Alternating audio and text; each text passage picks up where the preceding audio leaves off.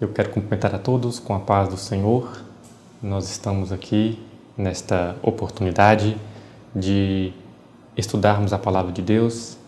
Já tivemos aqui a oportunidade de estarmos adorando ao nosso Deus e tenho certeza que nós seremos edificados grandiosamente pela Palavra de Deus.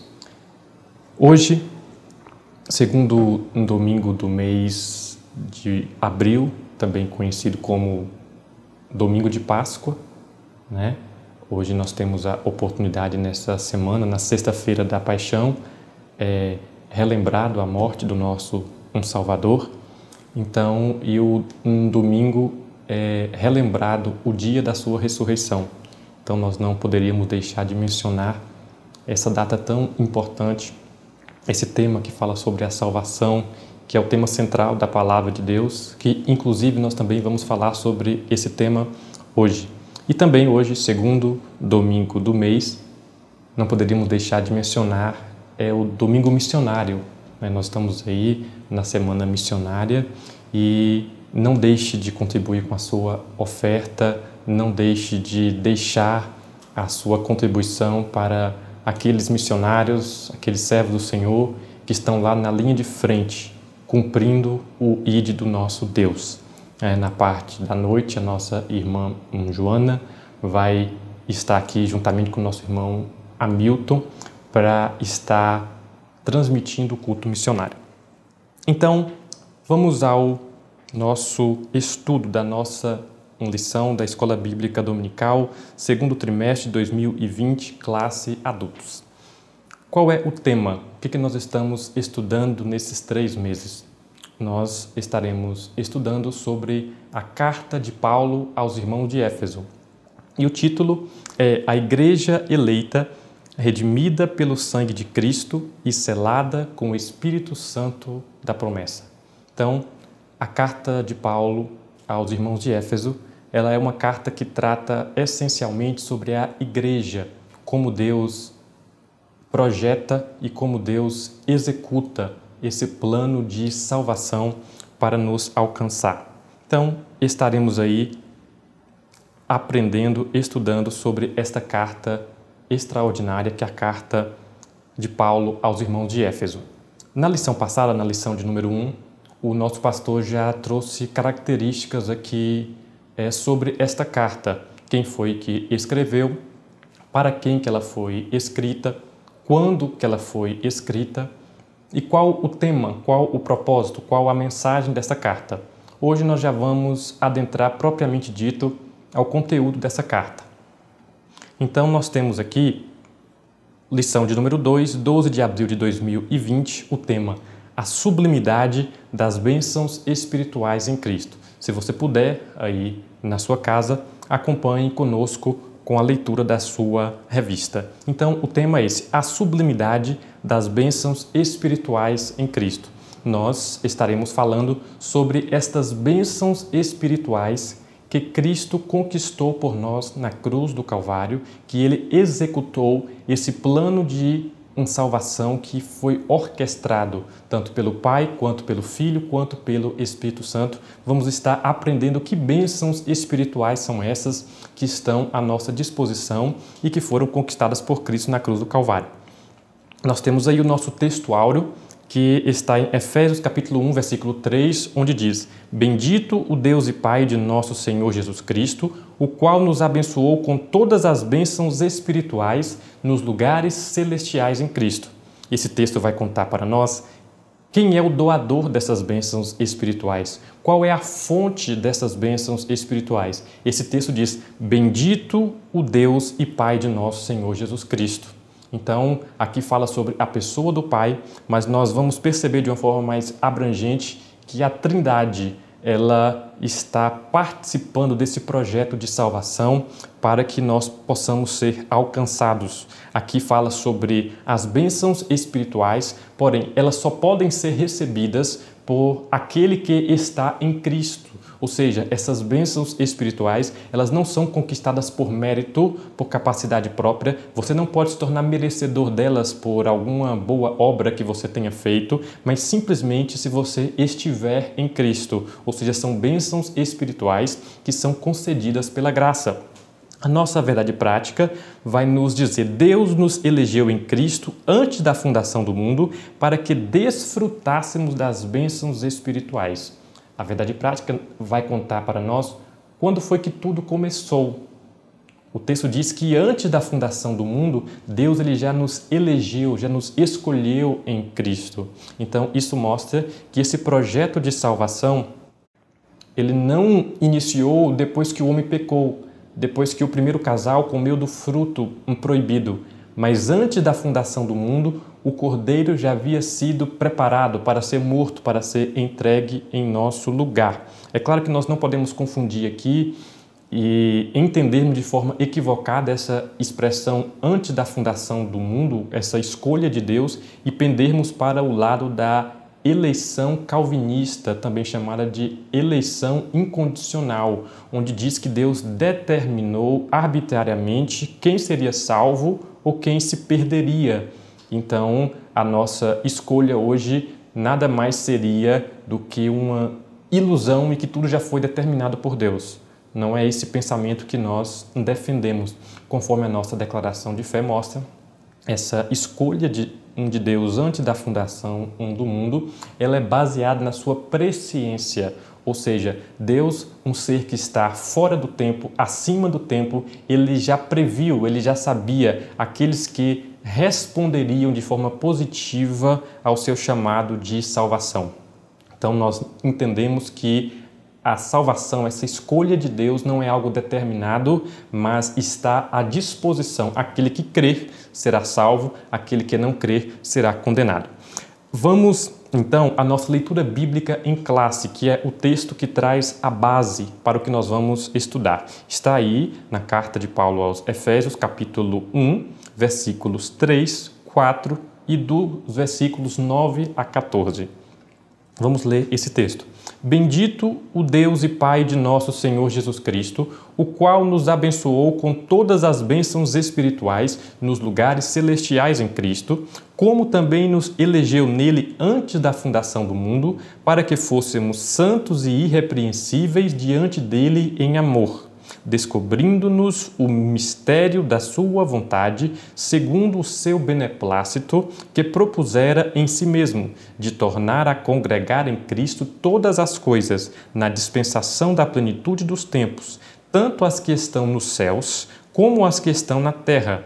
Nele, digo, em quem também fomos feito herança, havendo sido predestinado conforme o propósito daquele que faz todas as coisas segundo o conselho da sua vontade, com o fim de sermos para louvor da sua glória, nós, os que primeiro esperamos em Cristo, em quem também vós estáis, depois que ouvistes a palavra da verdade, o evangelho da vossa salvação, e tendo nele também crido, foste selado com o Espírito Santo da promessa, o qual é o penhor da nossa herança, para a redenção da possessão de Deus, para louvor da sua glória. Esse texto que nós lemos, apesar de não estar todos os versículos aqui, mas se nós formos pegar esse trecho da Bíblia, no capítulo 1 de Efésios, do versículo 3 ao versículo 14, nós vamos perceber que aqui se trata de um único parágrafo, de uma única sentença. Aqui nós estamos diante da maior sentença, do maior parágrafo da Bíblia, né? E aqui se nós formos estudar um pouquinho da língua portuguesa, nós vamos perceber que quando nós estamos escrevendo, é aconselhado que nós não venhamos a fazer parágrafos muito grandes, sentenças muito grandes, para que nós não venhamos errar na concordância. Porém, aqui nós vemos Paulo, ele tão maravilhado diante daquilo que Deus fez, desse projeto extraordinário de salvação, que como numa enxurrada de palavras, ele não se contém e ele vai trazendo palavras, bendizendo a Deus Pai, a Deus Filho, a Deus Espírito Santo, e como se lhe cantasse um hino, porque nós percebemos que Paulo, nesses textos, nesses versículos do 3 ao 14, Paulo fala da obra do Pai, e ele termina para louvor da sua glória. Depois ele fala sobre a obra do Filho e também diz para louvor da sua glória, e termina com a obra do Espírito Santo na salvação e também termina para louvor da sua glória. Então se trata de algo não improvisado, mas de algo inspirado da parte de Deus para nos demonstrar e para mostrar a grandiosidade do plano da salvação. Vamos dar continuidade aqui, vamos para a nossa introdução da nossa lição. Aqui nos diz assim: nessa lição vamos abordar a grandeza, a excelência e a perfeição do projeto divino para conceder bênçãos espirituais aos seus escolhidos. Desde a eternidade, aprove a Deus executar um plano de restauração e reconciliação com a humanidade caída. Por isso que na carta, o apóstolo Paulo se mostra profundamente agradecido pela revelação do mistério que estivera oculto desde todos os tempos. Ele nos convida a louvar e a glorificar a Deus pela sua bondade e misericórdia para com todos os pecadores. Então essa introdução, como nós já havíamos dito anteriormente, Deus ele não foi pego de surpresa com o pecado do homem. Esse não era o propósito de Deus quando Deus criou o primeiro casal e colocou ali no paraíso. O propósito de Deus, quando o fez à sua imagem e semelhança, era se relacionar com ele de uma forma plena e completa. Porém, Deus deu a ele o direito de escolher e ele escolhe transgredir o mandamento de Deus. Por causa disso, a Bíblia diz que o pecado é uma separação entre Deus e o homem.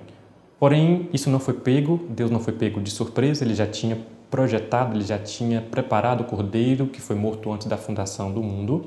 Só que esse plano de salvação, ele não foi revelado de forma completa, de uma só vez. Ele foi revelado de forma progressiva na palavra de Deus. Então, é por isso que a palavra de Deus chama algumas passagens do Antigo Testamento como sombras, ou seja, era uma revelação ainda não completa sobre aquilo que viria a ser cumprido na pessoa de Cristo. Porém, o apóstolo Paulo, ele teve o privilégio de ser este homem que recebeu essa revelação detalhada desse projeto de salvação. Paulo ele foi aquele homem escolhido por Deus para receber e transmitir para nós esse projeto que começou desde a fundação do mundo, que tem como propósito nos trazer de volta para Deus. E quando Paulo ele recebe essa revelação, ele não consegue se conter.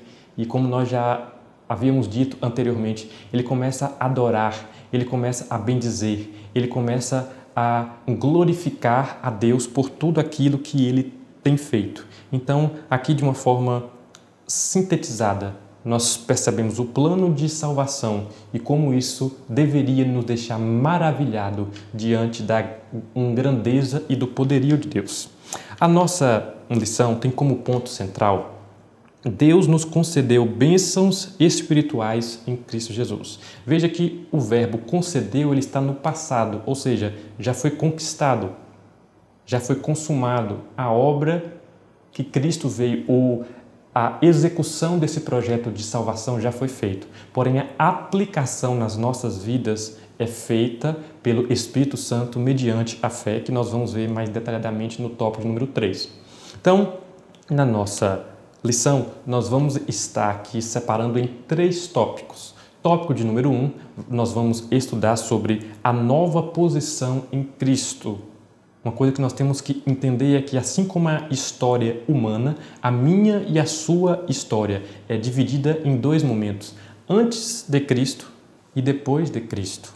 Antes, quando nós estávamos mortos em nossos delitos e pecados, e depois, quando nós fomos vivificados nele. No segundo tópico, nós estaremos estudando sobre uma vida cristocêntrica neste mundo. Se cada pessoa desse universo entendesse quem é Cristo e o que foi que Cristo fez por ele, a sua vida seria plenamente transformada. Nós somos chamados a viver uma vida cristocêntrica neste mundo. E o terceiro tópico fala sobre o Espírito Santo, penhor da nossa herança. Vamos entender de forma mais detalhada qual é o papel do Espírito Santo nesse plano de salvação nas nossas vidas e vamos entender aqui o significado dessa palavra penhor e vamos entender de forma mais aprofundada como é que deve ser a nossa relação e a nossa vida no Espírito. Vamos lá. Tópico de número 1, nós temos aqui, no passado, estávamos perdidos e condenados à morte eterna, mas por sua infinita graça, Deus nos outorgou em Cristo o privilégio da salvação. Então nós vamos estar aqui basicamente tratando sobre esse projeto de salvação. Tópico de número 1 vai falar sobre, nós vamos dividi-lo em 3 subtópicos, conforme está aqui. Primeiro subtópico, doxologia, que significa adoração, enaltecer, prestar homenagem.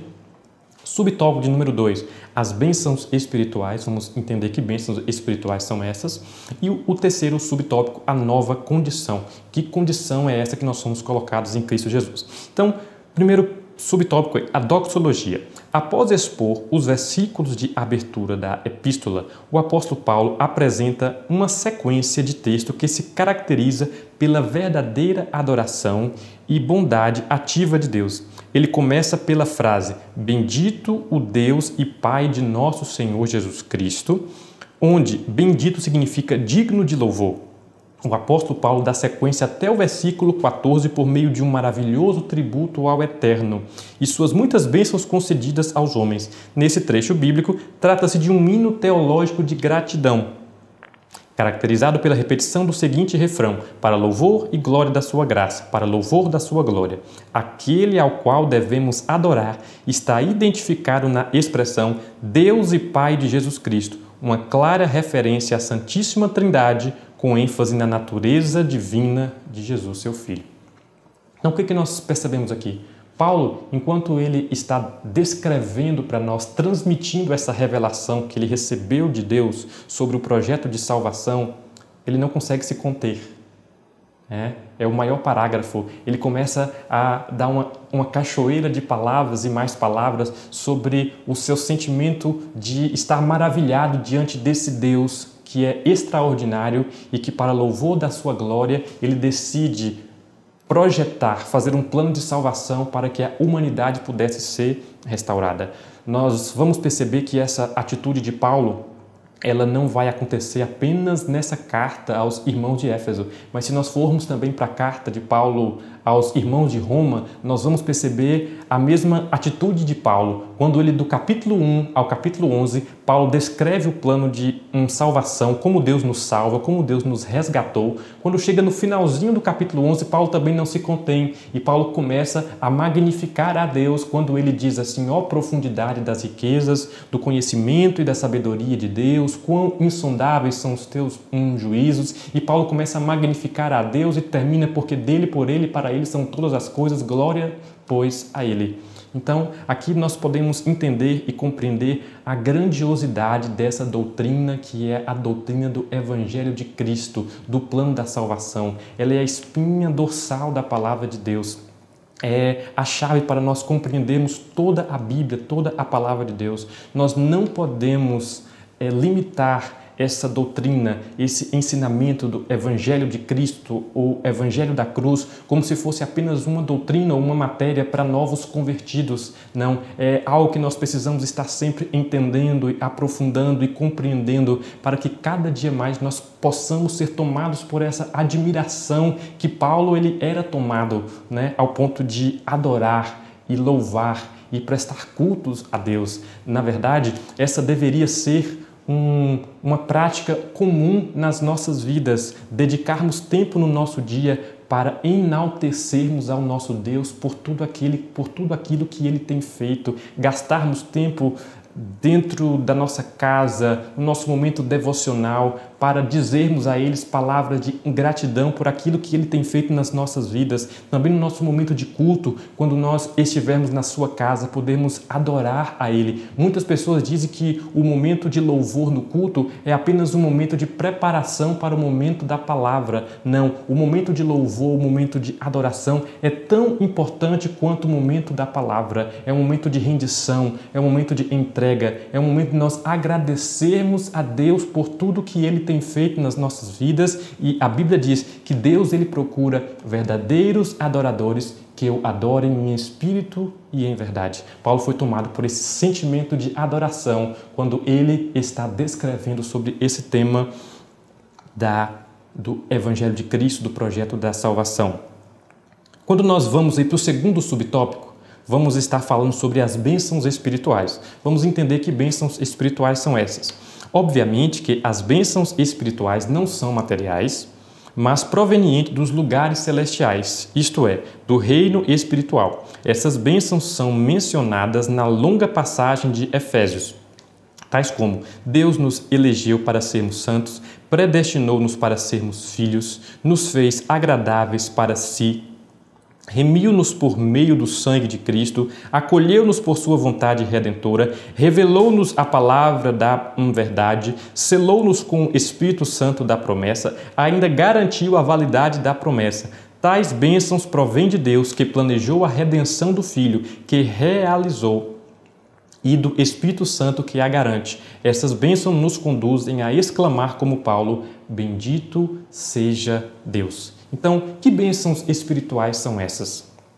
Nós precisamos entender que o Evangelho da cruz, Evangelho de salvação, não veio apenas para tirar a condenação que estava sobre nós. Não veio apenas para tirar a maldição, mas veio também para conceder bênçãos.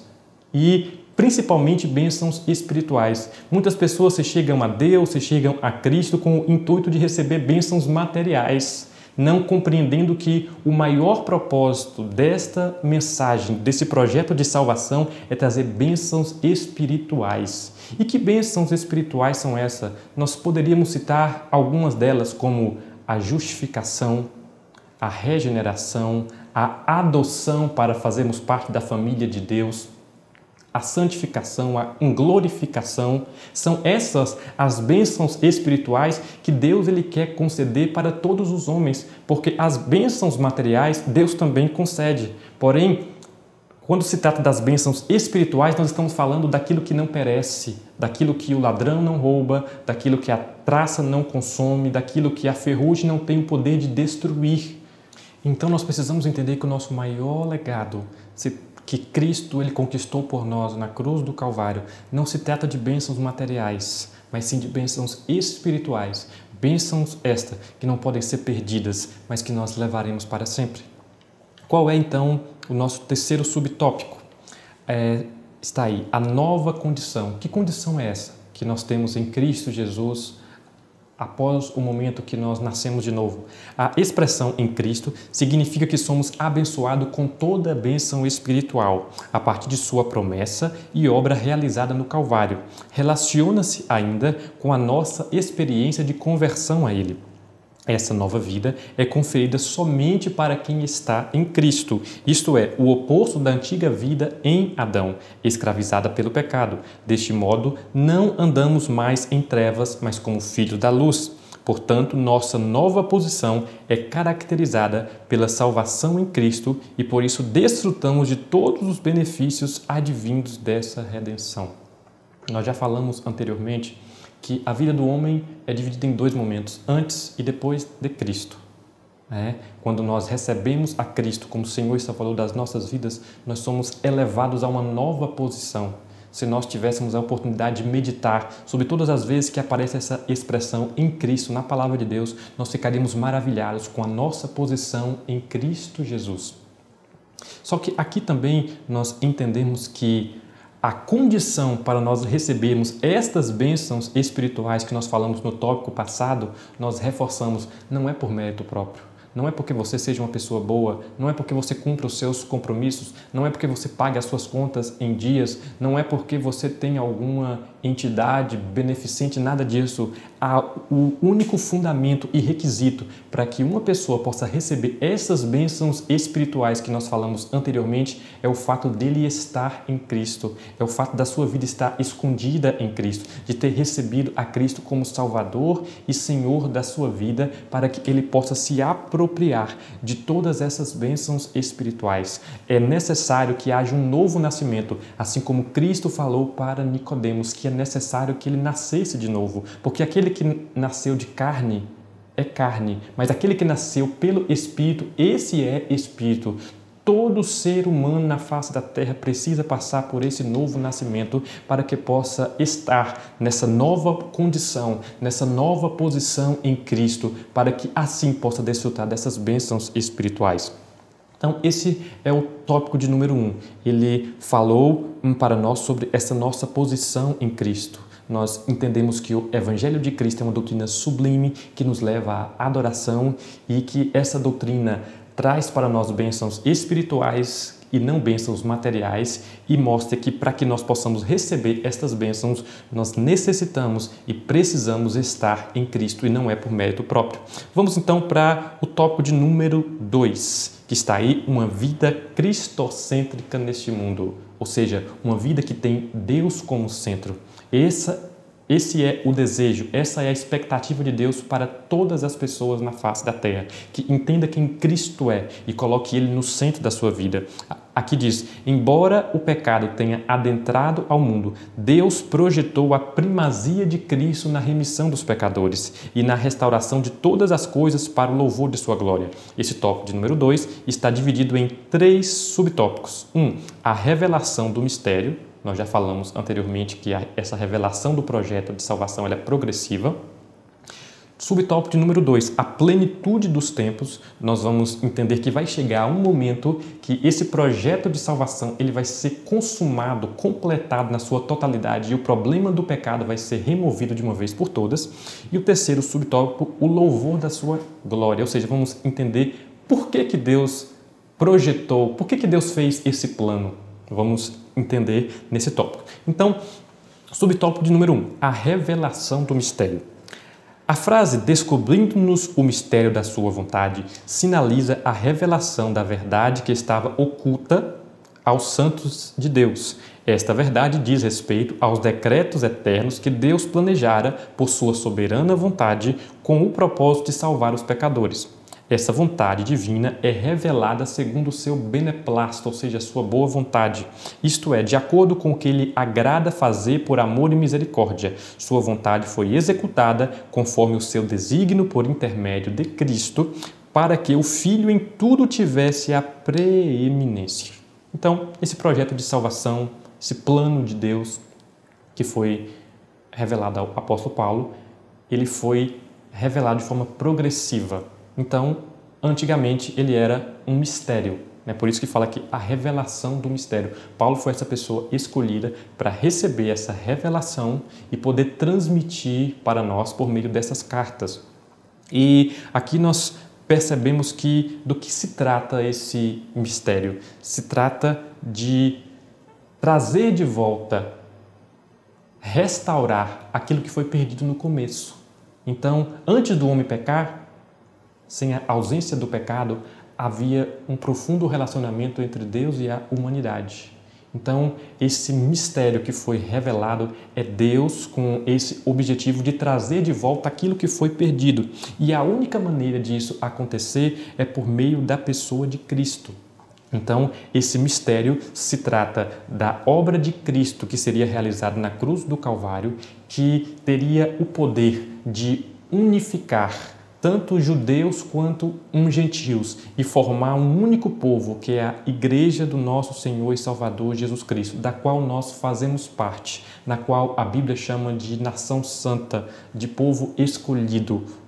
Então, quando nós entendemos isso e compreendemos que a vontade de Deus ela foi revelada progressivamente, hoje nós temos a capacidade de ver todo esse projeto, esse plano de salvação, não como os antigos, não como os homens do Antigo Testamento puderam ver, olhando para as sombras, sem compreender, sem entender. Mas hoje nós temos essa revelação completa desse projeto de salvação. Então nós somos chamados de uma forma com ainda mais responsabilidade a responder de uma maneira positiva para aquilo que Deus ele tem feito para nós. Porque essa mensagem ela tem o poder de trazer essa transformação e nós temos a oportunidade de sermos alcançados por ela e conhecê-la de uma forma mais completa. Adentrando no segundo subtópico, que tem como título A Plenitude dos Tempos. Vamos ver do que se trata isso nesse subtópico. Paulo revela que o plano divino é fazer convergir em Cristo todas as coisas. Isso inclui tudo que foi criado por Cristo. para Cristo e o que subsiste em Cristo. Implica dizer que todo o universo, céus e terra, estarão submissos à autoridade e à soberania de Cristo. Nesse sentido, a ruptura provocada pelo pecado de Adão é restaurada completamente em Cristo. Essa declaração não tem conotação universalista, a ideia de que no fim todos serão salvos, mas que finalmente tudo será como Deus planejou. Cristo, a cabeça da igreja, também é a cabeça do universo. A dispensação ou a administração desse plano será na plenitude dos tempos. Aqui a palavra grega para tempos não é cronos, que traz uma ideia de cronologia, mas kairos, que se refere ao tempo divino previamente determinado para que todas as coisas estejam sob o domínio de Cristo. Então, essa plenitude dos tempos fala sobre um momento em que esse plano da salvação, um momento futuro, né, que nós ainda não chegamos, em que todas as coisas estarão restauradas e submetidas à autoridade e o senhorio de Cristo, né? E estaremos de volta desfrutando de um pleno relacionamento e comunhão com Deus. Isso somente é possível pela pessoa de Cristo. Isso somente existe a possibilidade porque Cristo, Ele deu a sua vida por nós. É claro que quando fala aqui que todas as coisas estarão submetidas ao senhorio de Cristo, nós não estamos defendendo aqui uma doutrina universalista que prega que no final todo mundo vai ser salvo e no final todo mundo vai ser perdoado. Esse ensinamento ele não tem respaldo bíblico. O texto áureo da Bíblia diz que aquele que crê, Deus amou o mundo para que todo aquele que nele crê não pereça, mas tenha vida eterna. Ou seja, aquele que não crê vai sim experimentar essa condenação. Então, a Bíblia ela está repleta de textos falando sobre a nossa responsabilidade de crermos para que nós possamos atentar a essa salvação, para que nós não venhamos a ser condenados. Então, quando fala aqui sobre essa plenitude dos tempos, fala de um momento no futuro, onde Deus ele vai resolver o problema do pecado, vai julgar e condenar aqueles que rejeitaram a sua oferta de salvação e vai glorificar a sua igreja, tirando dela toda a presença do pecado, e nós poderemos desfrutar de um pleno relacionamento e comunhão com Deus. Então está aí o segundo subtópico. E para finalizar o nosso segundo tópico, vamos ver o terceiro subtópico, que é louvor da sua glória, que diz assim: o apóstolo enfatiza que as bênçãos são destinadas aos crentes judeus e gentios, que é a igreja. Paulo muda do pronome nós, ele e os judeus, para o também vós, os gentios, indicando que em Cristo os crentes de ambos os povos são herdeiros da promessa. Ele ratifica igualmente que o propósito da eleição não é outro senão louvar e glorificar a Deus. Isso assinala não somente adorá-lo com palavras e ações, mas também levar outros a fazer o mesmo. Por conseguinte, tudo o que somos, fazemos ou possuímos vem de Deus, pois começa na sua vontade e culmina na sua glória. Então, diante desse plano, desse projeto extraordinário de salvação, alguém poderia perguntar: por que Deus decidiu planejar, projetar essa salvação para toda a humanidade? Alguns chegam a dizer equivocadamente que era porque Deus ele precisava de pessoas que pudessem cultuá-lo, ou que Deus estava se sentindo só, ou por inúmeras outras razões. Mas quando nós olhamos para a palavra de Deus, nós nos deparamos diante de um Deus que ele é autorrealizado em si mesmo, que já existe uma comunhão e um relacionamento perfeito entre o Pai, o Filho e o Espírito Santo. Então, por que Deus ele decide projetar, planejar a salvação para nós? Simplesmente está aqui no tema desse subtópico: para louvor da sua glória, pelo seu beneplácito, ou seja, pela sua boa vontade, porque ele decidiu fazer isso, não porque ele necessitava disso, não porque ele queria algo em troca, porque a própria Bíblia diz quem pode lhe dar alguma coisa, né? Então, quando nós entendemos isso, nós automaticamente compreendemos qual é o propósito da nossa vida, que também é glorificar a Deus, que também é viver para louvor da sua glória. Por isso o apóstolo Paulo vai ensinar aos irmãos de Corinto que quer comais, quer bebais, quer façais qualquer outra coisa, que nós possamos fazer tudo para a glória de Deus. Porque aqui se trata sobre a sua motivação para trazer esse plano de salvação. Isso mostra, isso revela, isso manifesta a dimensão do seu amor. Não um amor como o nosso, um amor condicional,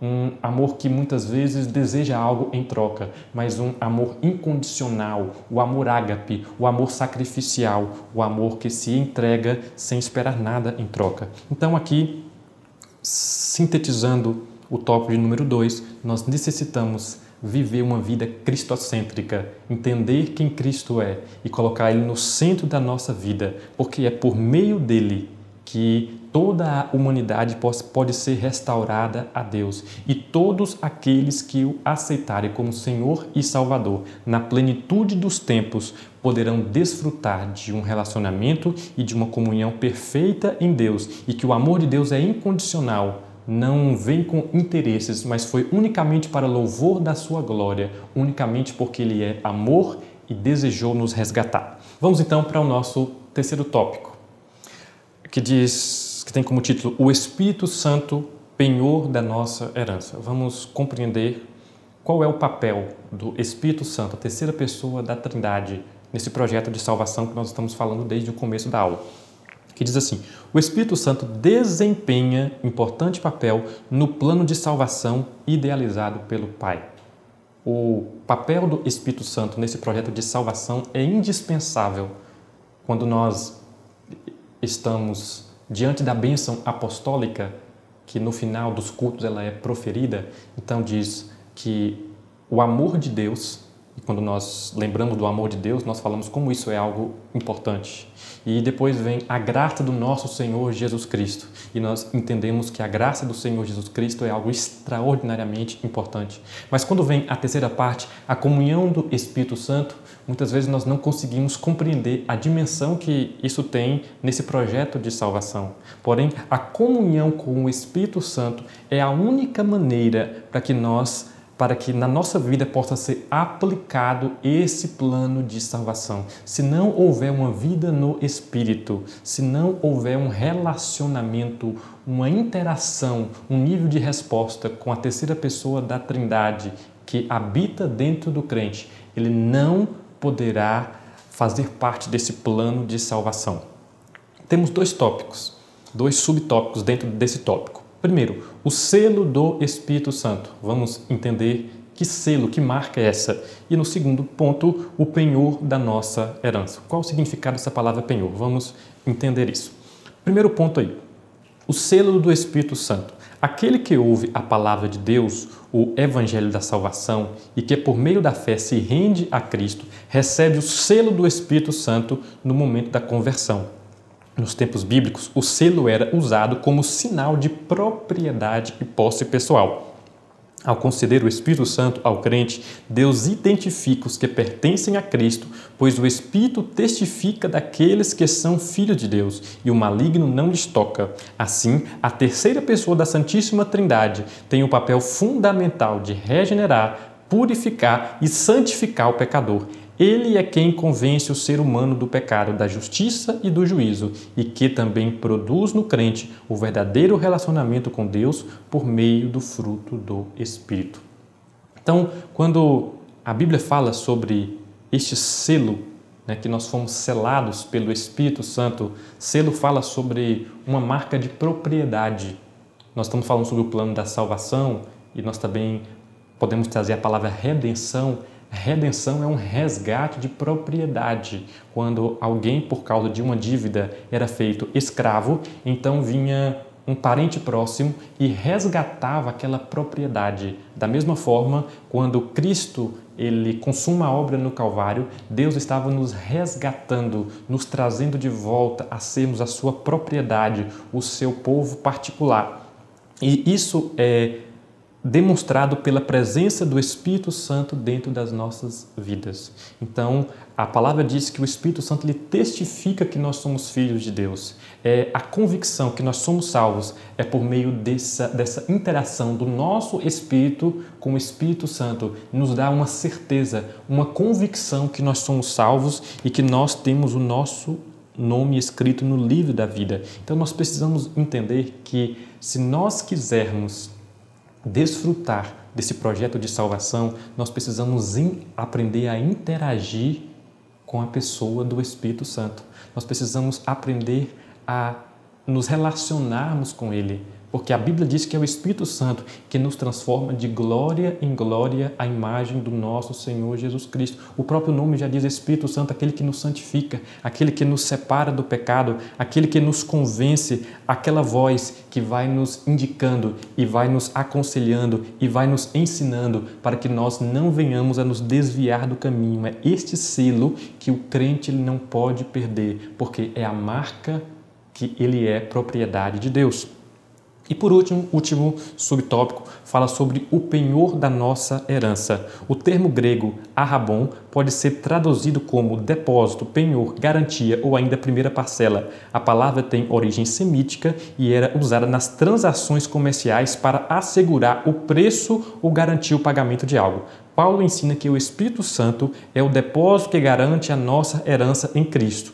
Tudo isso significa que aquele que tem o selo do Espírito Santo tem a salvação garantida. Isso não quer dizer que o crente está salvo para sempre, independente de sua conduta, mas que a redenção está validada aos eleitos em Cristo que permanecem fiéis. Então, o fato de o Espírito Santo ser esse selo que nos garante de sermos propriedades de Deus, isso não quer dizer que essa salvação ela não pode ser perdida. Existem vários textos que falam sobre a necessidade de nós perseverarmos. A palavra fala sobre aqueles que naufragaram na fé. A Bíblia fala sobre a necessidade de nós permanecermos fiéis. Então, isso mostra que existe sim uma possibilidade de perder a salvação. Porém, quando nós decidimos relacionar e nos manter em comunhão com o Espírito Santo, então nós temos a certeza e nós temos a garantia que nada nesse mundo pode roubar a nossa salvação. Como a palavra de Deus diz que nem os anjos, nem o porvir, nem as potestades, nenhuma coisa pode nos separar do amor de Cristo. Porém, Deus ele não nos faz refém do seu colo. Se nós não quisermos corresponder, a Bíblia diz que existe a possibilidade de nós apagarmos o Espírito Santo. A Bíblia fala sobre a possibilidade de nós entristecermos o Espírito Santo e nós ultrajarmos o Espírito da graça. Então, nós precisamos entender que precisa ser lidado e relacionado de uma forma muito responsável com o Espírito Santo para que nós não venhamos a estar fora desse projeto de salvação.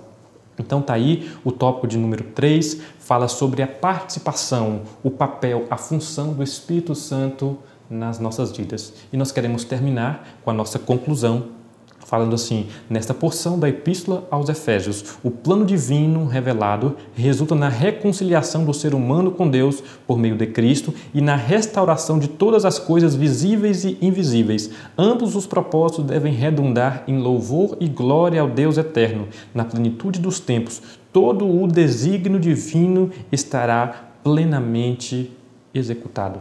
Então, nós tivemos aí a oportunidade de compreender um pouco mais sobre esse projeto de salvação da parte de Deus, como Ele nos deixa maravilhado, como nós precisamos estar focados nas bênçãos espirituais, não nas bênçãos materiais, como essa nova posição em Cristo nos habilita a receber essas bênçãos, como Cristo é aquele que executou esse plano de salvação e vai convergir, vai restaurar tudo aquilo que foi perdido por causa do pecado e como o Espírito Santo ele trabalha nas nossas vidas. Então que nós possamos ser grandemente edificados por esse ensino da carta de Paulo aos Efésios e que nós possamos ser transformados e possamos corresponder com Deus com esse plano de salvação. Que essa palavra fique no seu coração e você possa ser grandemente abençoado pela palavra de Deus, pelo estudo da escola bíblica dominical, para que cada dia mais nós possamos ser transformados à imagem e semelhança do nosso Senhor Jesus Cristo.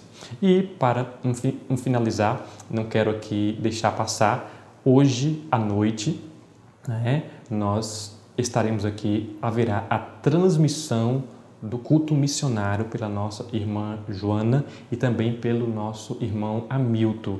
Então não deixe de participar, os missionários eles estão lá, precisam da nossa contribuição, dê a sua oferta missionária, Deus vai te recompensar poderosamente, não há nada, não há nenhum sacrifício que nós podemos fazer que seja grande demais diante daquilo que Ele já fez pelas nossas vidas. Que Deus abençoe a sua vida, a sua casa, a sua família de uma forma especial, em nome de Jesus. Amém.